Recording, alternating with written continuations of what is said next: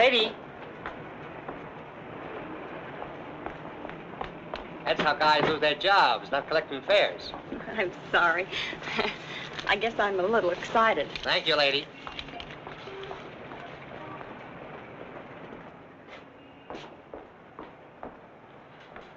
Good evening.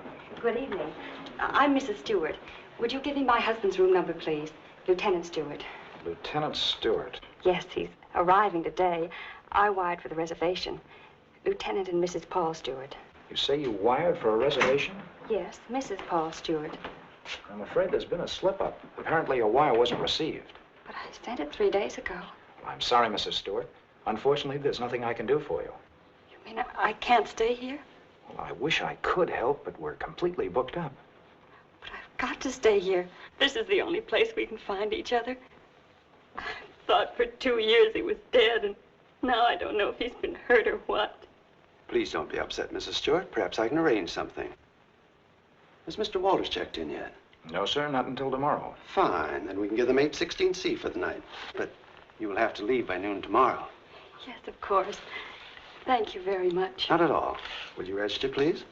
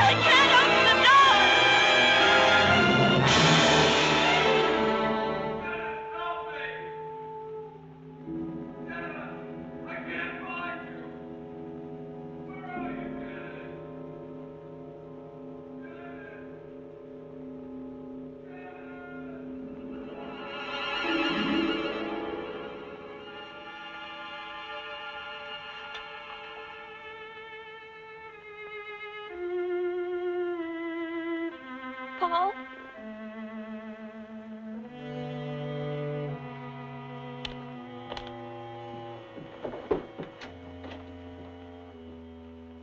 Paul!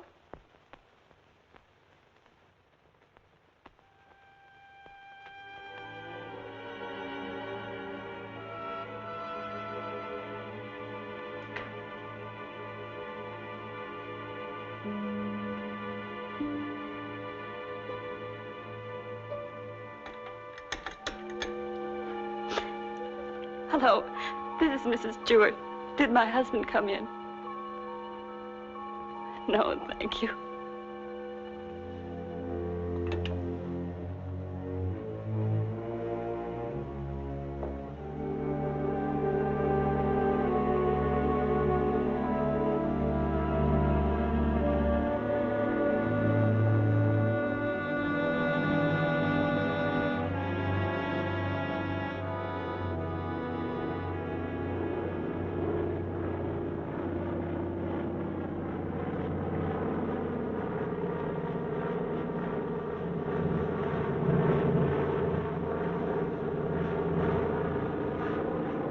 Followed me, Margaret.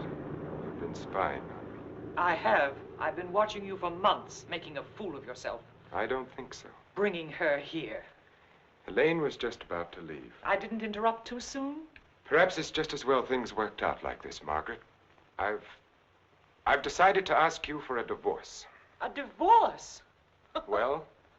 Why should I divorce you? Oh, please, Margaret, let's be sensible. Whatever we had for one another is gone. We've been afraid to admit it before, but it's true. Elaine and I... Well, I love her.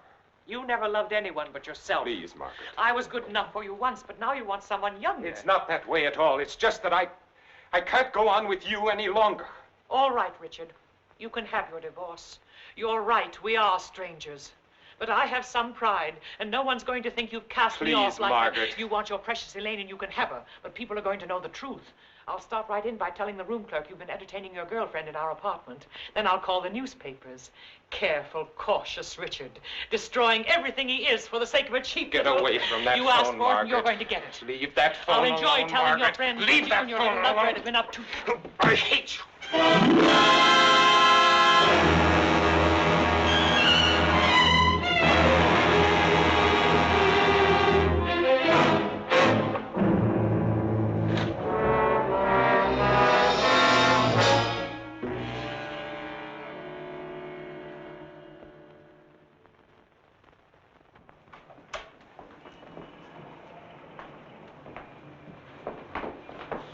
Good morning.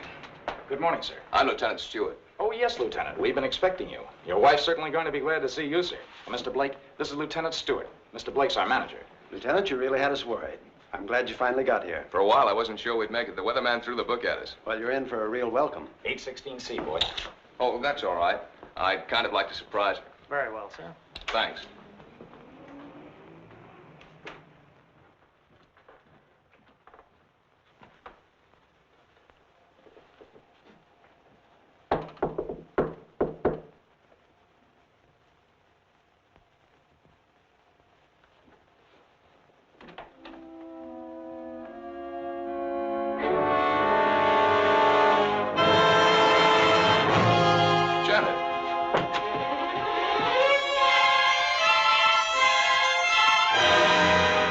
Darling, what's the matter? Janet. Janet, it's me. It's Paul.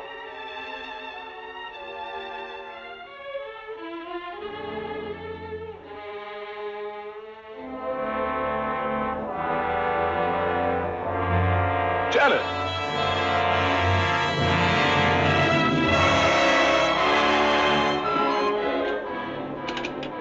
Hello? Hello, operator?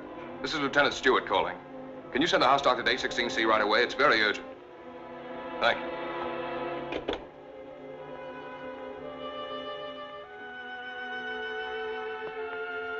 Well?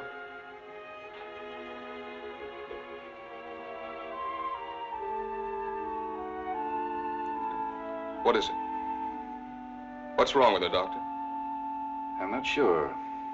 I think she's suffering from some sort of shock. I'll be frank with you, Lieutenant. This is a little outside my line. But there must be something you can do for her. We ought to call in a nerve specialist, a psychiatrist. Can you suggest one? There's a very good man in the hotel, Dr. Cross. If we're lucky, we might find him in. This is Dr. Blair. Will you see if Dr. Cross is in for me? Thanks. Cross has had a lot of experience with this sort of thing. I'm all right for a broken arm or an old-fashioned hangover. But when it comes to the mind, well... hello, Dr. Cross. This is Blair in the hotel. How are you? Say, I've run into something that's right up your alley. One of the guests here's had some sort of shock. No, I don't know what caused it. Oh, would you? Well, that's mighty nice of you. Thanks, Doctor. 816C. He'll be right with us. She was so alive when I saw her last. I can't quite believe this. Better snap out of it, Lieutenant.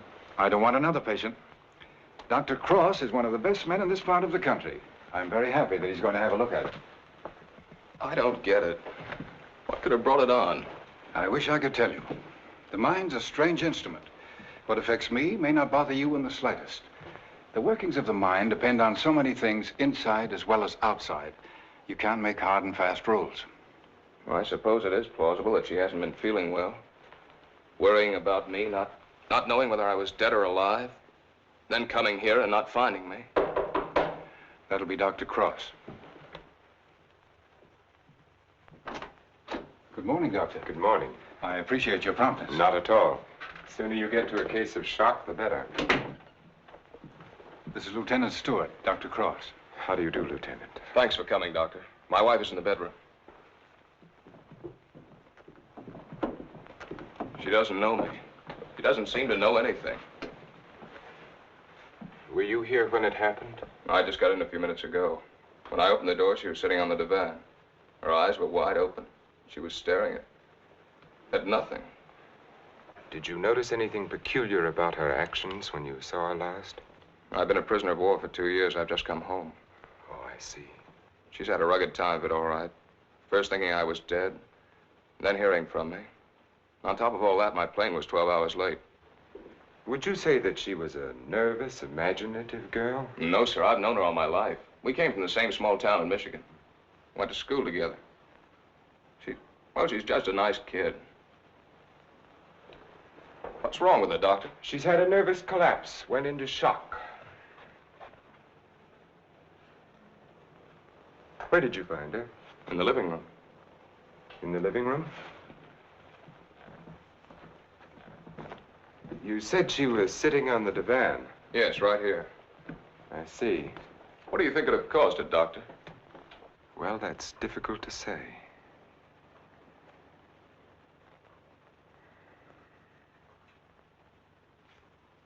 You have no idea how long she might have been sitting there. No. Oh, the clerk did say she phoned down about 1 in the morning. Between 1 and 8:30. What difference does that make, Doctor? The important thing is what can you do for her? It's hard for a doctor to make promises. We can only do our best. Are you living permanently at the hotel? No, as a matter of fact, we've got to clear out by noon. Oh, I see. But then I'd better take her to my place. She's going to need someone with her night and day. Dr. Cross has a private sanatorium just out of town. I see. Believe me, Lieutenant, it's best for her. But there must be a hospital here in San Francisco. I'd like to be near her. Of course. But I'm at my place every day. It's in the country, and she'll get plenty of fresh air and quiet. If I were you, Lieutenant, I'd listen to Dr. Cross. Okay. You men know best. Just get her well again. I was getting ready to leave when you called. I'll take Mrs. Stewart up with me now.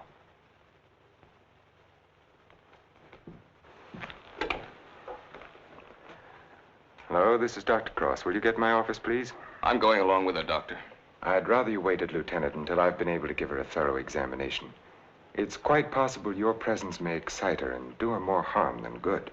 It's just that it's been so long since I've seen her. Why don't you drive up with me tomorrow? Miss Jordan, will you call the hospital and tell Miss Hatfield to have a room ready for a new patient? We'll be there shortly. Yes, that's right. You pick us up at the hotel. Right.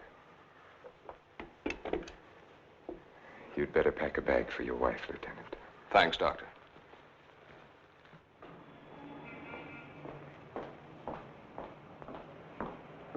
I'm from Dr. Cross's office. We were to pick up a patient. Oh, yes. They're on their way down now. Thank you.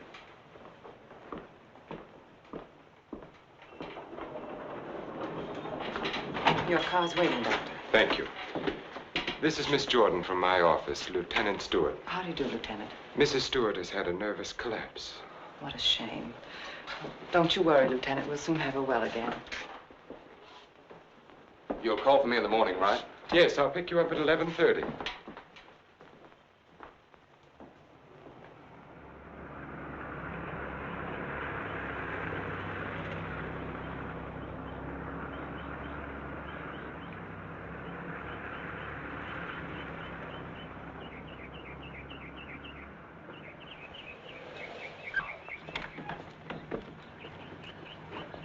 Put her to bed and have Dr. Stevens give her an injection of scopolamine. Yes, Doctor.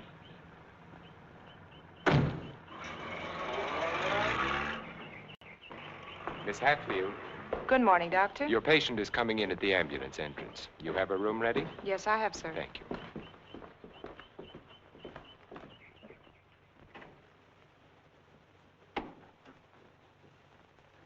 Good morning, sir. Good morning, Doctor. How is she? Quite relaxed, sir. What's her trouble? Amnesia shock. She's had her injection. Yes, Doctor. She's ready to talk now. Thank you. That'll be all.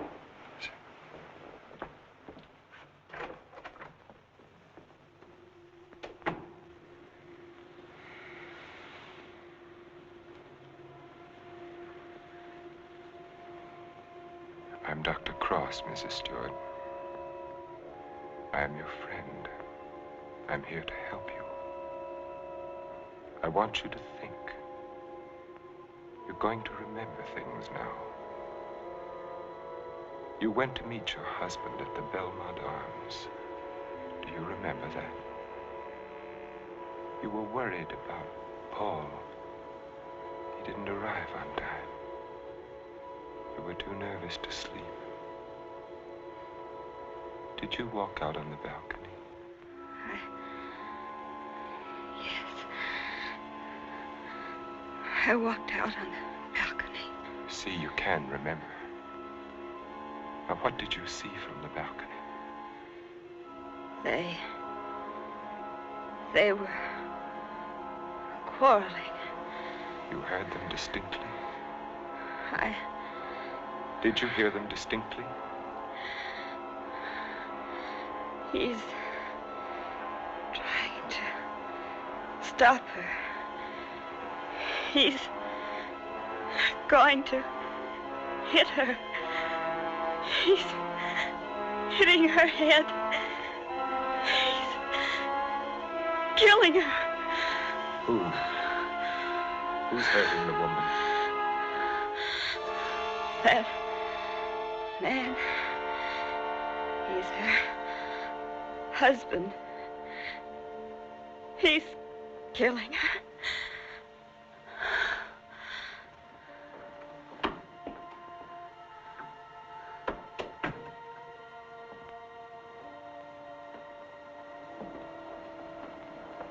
Well? She knows, Elaine. She remembers. Her room was opposite my apartment. She walked out on the balcony. She heard everything.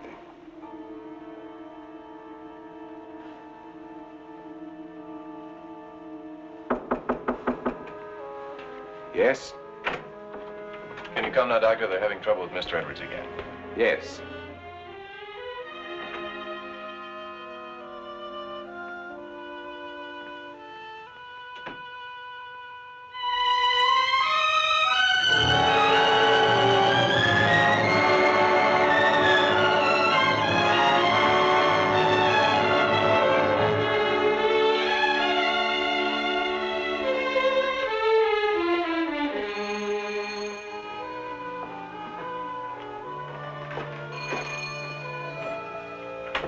Darling, I didn't think you'd ever get here.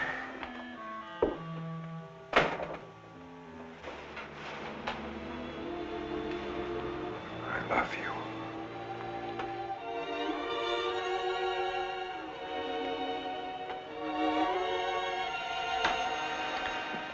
You've got a headache. I can tell from your eyes. Yes, it's bursting.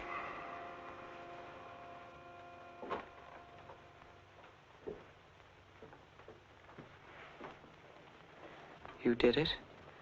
Yes. Yes, I did it. It was horrible, Elaine. I had the porter take the trunk down. I told the hotel manager I was joining my wife in Carmel for a few days to ship the trunk to my lodge. No one knew she was in town last night? No, she came up the back way. She wanted to surprise us, remember? You're not sorry. Are you? I wish I'd called the police. I lost my head. I didn't mean to kill her. There was no premeditation. But now I've concealed her body. I've shipped the trunk to my lodge. Well, you know as well as I do there's only one answer for that.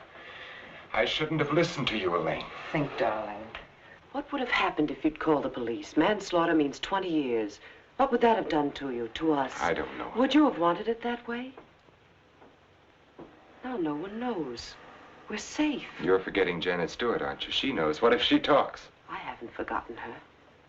She can't tell what she's seen as long as she's in this condition, can she? The shock will wear off in a couple of weeks at the most. It'll wear off if you let it, Dick.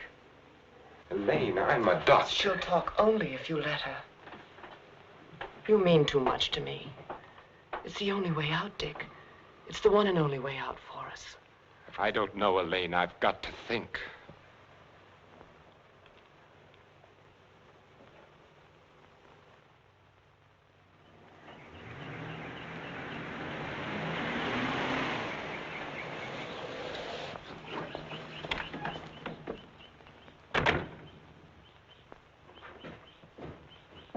Good morning, Mrs. Penny. Good morning, Doctor. You're looking very well today. Thank you, Doctor. Good morning, Doctor. Good morning, Miss Hatfield. This is Lieutenant Stewart. Miss Hatfield's our head nurse. How do you do, Lieutenant? Is Miss Jordan with Mrs. Stewart? Yes, she is, Doctor. Good morning, Lieutenant. Janet. Darling, it's me. It's Paul. I'm home, dear.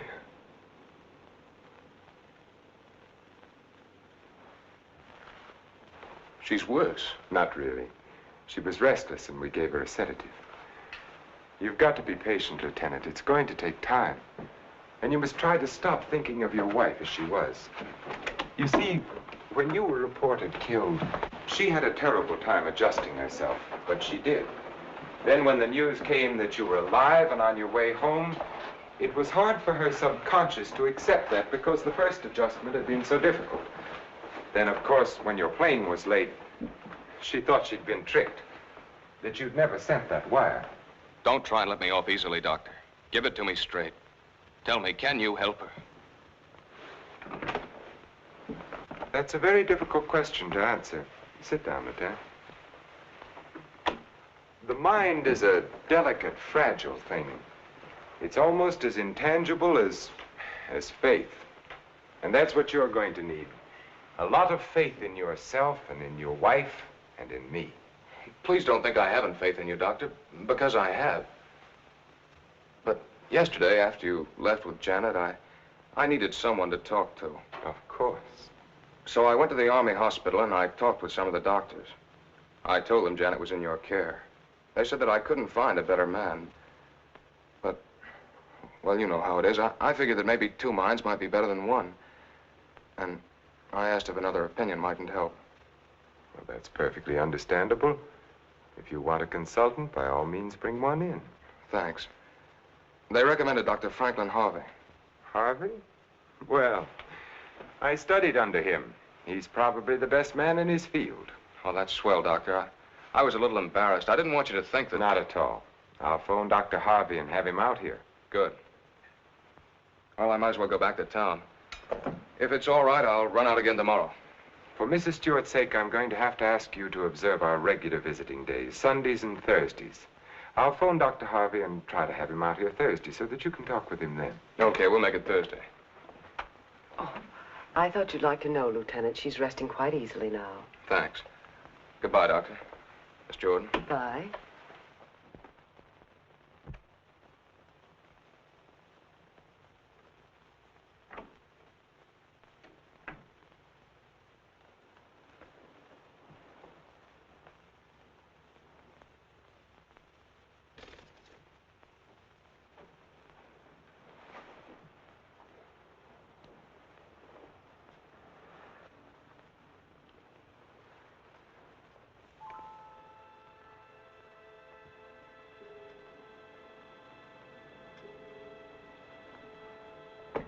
Mrs. Stewart. Mrs. Stewart. You're going out on that balcony again, Mrs. Stewart. You're looking into the other apartment. You're listening to the argument. Do you remember what happened to the woman? He's hitting her. He's hitting her with the candlestick. And now he's hitting you. No. Hitting you with the candlestick, hitting your head again and again. My head is hurting my head. The candlestick is killing you. Soon you won't be able to remember anything. You can't hear the sound now. You can't hear anything. You can't hear. You can't remember.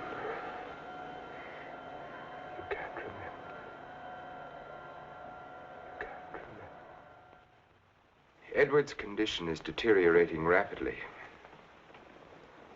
If this continues, we will have to take steps to put him in a more suitable institution. She's exhausted. You haven't got far to go. Lane, do you think you could manage it here alone for the weekend? Certainly. Why? The trunk should be there tomorrow. I've been wondering. There are no servants at the lodge. What'll happen when the trunk is delivered and there's no one to receive it? Nothing. They'll just leave it on the back porch. When are you leaving? Tomorrow. Dr. Harvey's due here this afternoon. Harvey?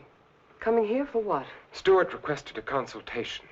You're not going to let him examine her. Of course. How would it have looked if I'd said no? But he might discover something. He has no reason to be suspicious. You can't risk it. I won't let you. I know what I'm doing, Elaine. Darling, you're not thinking clearly. I've never seen things so clearly before in my whole life.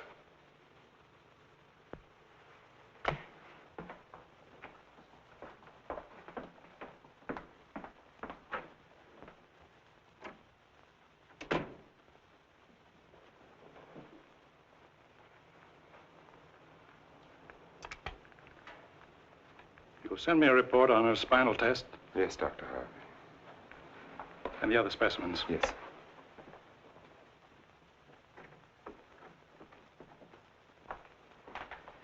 You know, Richard, I'm not sure I completely agree this was all brought on by her husband's late arrival. That was a contributing circumstance. I feel there may have been something else. Well, that's always possible, of course, sir. But I found no evidence of it. Just speculation. Will you have a cigar, sir? Yes, thank you. Let's continue the present treatment and see how she comes along. Yes. I notice, Richard, you've been giving her sedatives. Yes, I have. She's been pretty difficult at times.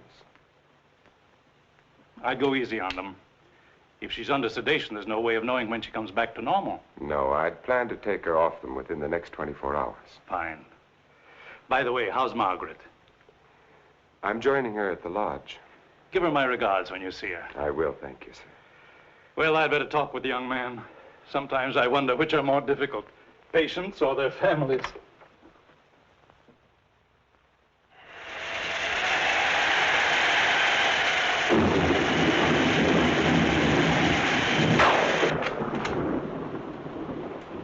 Hiya, beautiful. Hi. Yeah, what a night. You don't happen to know a blonde who'd like to relax with me, do you? That's what I thought you'd say. Coffee? Please. And poor Edwards, these storms don't do him any good. He kept ducking into his closet and slamming the door after him. I finally had to lock it. How's your patient? All right, I guess. I was talking with her husband. It's kind of tough coming home and finding a wife in that condition. Yes. Can't figure Dr. Cross's treatment. Why keep the poor guy from seeing his wife? I think it would have helped snap her out of it if she saw more of him. Dr. Cross doesn't want to get her excited. After all, the attack was brought on by worry over him. Yeah. That was close.